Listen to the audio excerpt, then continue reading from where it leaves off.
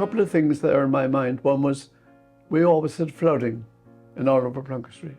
It was known, Cork City was known for its flooding capabilities, and we were constantly being flooded. Generally about 5 in the morning is when it happened. So you would get up about 3 in the morning, put on your waders. My father would collect me, or I'd collect him, and we'd go down, Pat would join us, and we'd start clearing stuff in the shop as high as we could put it.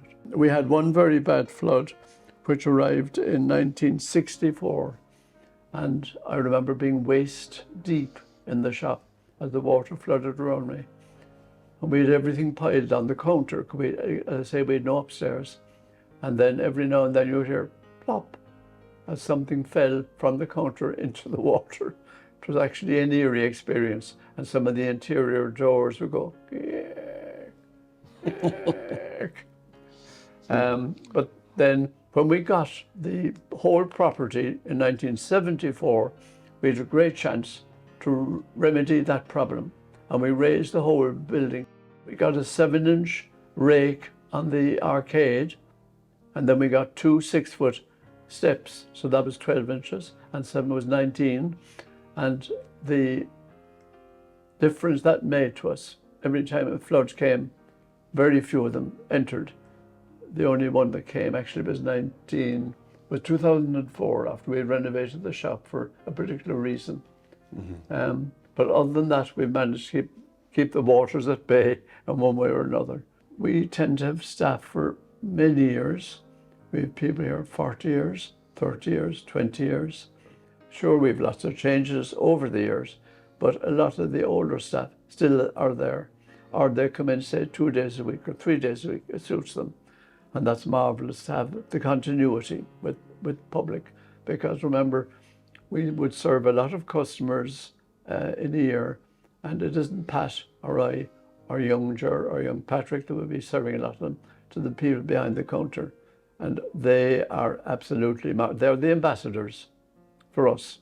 And the fact that they're good and that they're loyal to Keanes and they really enjoy coming in here, lots of friends, and social life is good.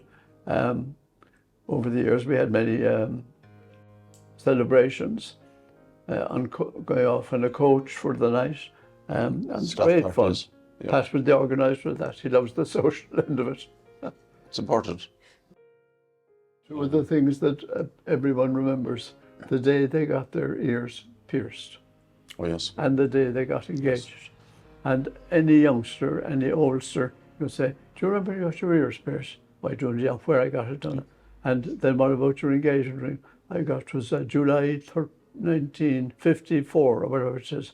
In fact, I was in a chemist only yesterday, and this girl said, oh, she said, actually I got my ring reclawed because it's 33 years old, and I bought it from you 33 years ago. Yeah. And they kind of made it back into a new ring now, so I'm delighted with it.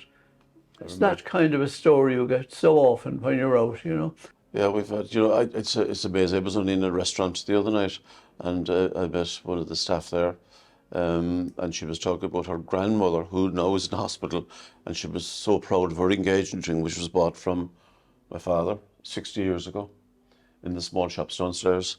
You know, it's quite a common thing for us to hear downstairs. It was bought in Keanes 50 years ago, 60 years ago. It's amazing, and their grandfather, and the rings have been passed on. It's a great tradition.